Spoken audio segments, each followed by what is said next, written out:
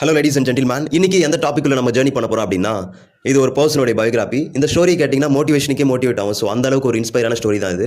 உலகத்திலேயே அதிகமான ஃபாலோவர்ஸை வச்சுட்டு ஃபர்ஸ்ட் இடத்துல இருக்கிற ஒரு பர்சன், 622 மில்லியன் ஃபாலோவர்ஸ் இன்ஸ்டாகிராமில்.